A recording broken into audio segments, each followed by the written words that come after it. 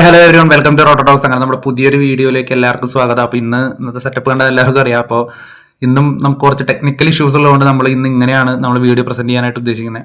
അപ്പോൾ എല്ലാവരും ഇന്നലത്തെ മത്സരം എല്ലാവരും കണ്ടുകാണെന്ന് വിശ്വസിക്കുന്നു, LSG vs GT. അപ്പോൾ ഓൾറെഡി ടൂർണമെന്റിൽ നിന്ന് പുറത്തായ LSGയും ഓൾറെഡി പ്ലേ ഓഫ് സ്പോട്ട് ഉറപ്പിച്ച് GTയും തമ്മിലായിരുന്നു ഇന്നലത്തെ മത്സരം.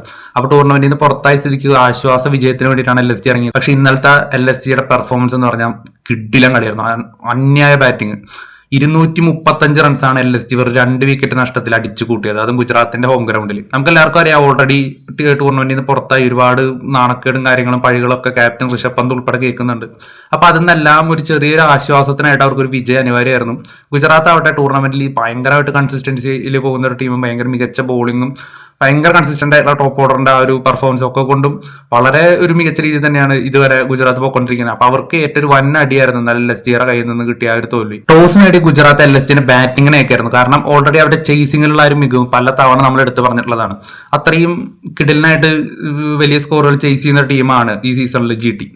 പക്ഷെ LSGയുടെ സംബന്ധിച്ച് നോക്കി കഴിഞ്ഞാൽ അവരൊരു വീക്കർ ബോളിംഗ് സൈഡാണ് നിലവിൽ അവർക്കുള്ളത്. അപ്പൊ അതുകൊണ്ട് തന്നെ ചേസിംഗ് ആണ് GT കൂടുതൽ എളുപ്പം. പക്ഷെ അതിന് ടോസ് നേടി ശുഭ്മാൻ ഗില്ലിന്റെ ആ ഒരു തീരുമാനത്തിന് വിപരീതമായിട്ടായിരുന്നു LSGയുടെ ബാറ്റിംഗ്. ആദ്യത്തെ 6 ഓവറിൽ വലിയ കുഴപ്പമില്ലാത്ത രീതിയിലാണ് പോയത്. മിച്ചൽ മാർഷ് അത്യാവശ്യം മെല്ലെയാണ് തുടങ്ങിയത്. പകരം മാർക്കറം അദ്ദേഹം വളരെ മികച്ച രീതിയിലാണ് ഇന്നലെ സ്റ്റാർട്ടിങ് കളിച്ചത്.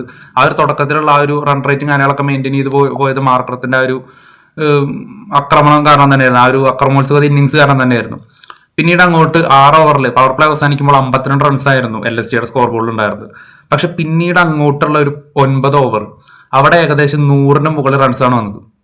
ഏകദേശം 10 ഓവറിൽ 100 റൺസ് കഴിഞ്ഞതിന് ശേഷം മാർക്കറം ഔട്ട് ആവുന്നു. 90 റൺസിൽ മാർക്കർ ഔട്ട് ആവുന്നു. ടീം സ്കോർ 91 നിൽക്കുമ്പോൾ മാർക്കർ ഔട്ട് ആവുകയാണ്. അദ്ദേഹത്തിന്റെ ഒരു മികച്ച ഇന്നിങ്സ് അവിടെ അവസാനിക്കുകയാണ്. പിന്നീട് അങ്ങോട്ട് നിക്കോളാസ് പൂറം വരുന്നു.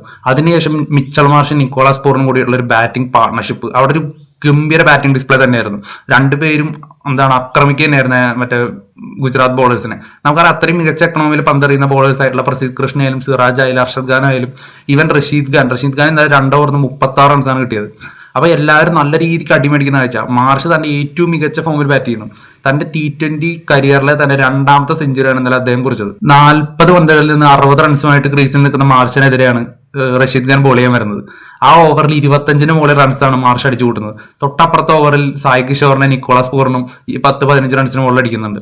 അപ്പൊ ഭയങ്കരമായിട്ട് അറ്റാക്കിങ്ങോട് കൂടി തന്നെയാണ് ഇന്നലെ ഗുജറാത്ത് ബാറ്റ്സ്മാൻമാർ ആ ഒരു അറ്റാക്കിംഗ് ഇന്റന്റ് അവരുടെ ആ ഒരു ഉള്ളിലുണ്ടായിരുന്നു. കളി തോറ്റ് അവർ ഓൾറെഡി പുറത്തായി. പക്ഷെ LSG ബാറ്റ്സ്മാൻമാർക്ക് അവർക്ക് ആ ഒരു വിജയം അനിവാര്യമായിരുന്നു. 64 പന്തുകളിൽ നിന്ന് 117 റൺസ് എടുത്തിട്ടാണ് മിച്ചൽ മാർഷ് മടങ്ങുന്നത്. അപ്പോൾ തന്നെ ടീം സ്കോർ ഏകദേശം 200-ന് അടുത്തെത്തിയിരുന്നു. ഇന്നലത്തെ നിക്കോളാസ് പൂറിന്റെ ഇന്നിംഗ്സ് എടുത്ത് തന്നെ പറയണം. അദ്ദേഹം നല്ല 5 6ഉം അതുപോലെ 4 4ഉം അടക്കം വളരെ വേഗത്തിലാണ് ഇന്നലെ തന്റെ അർദ്ധ സെഞ്ചുറി കുറിച്ചത്. കഴിഞ്ഞ കുറെ മത്സരങ്ങളായിട്ട് അദ്ദേഹത്തിന് ആ ഒരു സ്റ്റാർട്ടിങ്ങിലുള്ള ഒരു ഫോം തുടരാൻ പറ്റാതെയായിട്ടിരിക്കുകയായിരുന്നു. പക്ഷെ ഇന്നലെ അദ്ദേഹം ശക്തമായി തന്നെ തിരിച്ചു വന്നിരിക്കുകയാണ്. ഏകദേശം 18 ഓവർ ആകുമ്പോൾ ടീം സ്കോർ 210-ന് മുകളിൽ എത്തിയ ഒരു സമയത്താണ് മിച്ചൽ മാർഷ് ഔട്ട് ആവുന്നത്. അതും കണ്ടിന്യൂസ്ലി 2 6-ന് ശേഷം. 64 പന്തുകളിൽ നിന്ന് 117 റൺസ്, അതിൽ തന്നെ 10 4കളും 8 6കളും ഒരു പെർഫെക്റ്റ് T20 ഇന്നിംഗ്സ് തന്നെയായിരുന്നു ഇന്നലെ മിച്ചൽ മാർഷിന്റെ ഭാഗത്തുനിന്നുണ്ടായിരുന്നത്. പോരാതെ നിക്കോളാസ് പൂറിന്റെ ഒരു കിടലും സപ്പോർട്ടും. അവസാനം ഇറങ്ങി 2 വിക്കറ്റ് നഷ്ടമായപ്പോൾ ഇറങ്ങിയ പന്തായ പോലും ഇന്നലെ മികച്ച രീതിയിൽ ബാറ്റ് ചെയ്തത്. അദ്ദേഹത്തിന്റെ ഒരു ട്രേഡ് മാർക്ക് 6ഉം കാര്യങ്ങളൊക്കെ ഉണ്ടായിരുന്നു. 235 എന്ന് പറയുന്ന ഒരു ഭീകര ടോട്ടൽ തന്നെയാണ് ഗുജറാത്തിന്റെ മുൻപിലോട്ട് LSG വെച്ചു കൊടുക്കുന്നത്.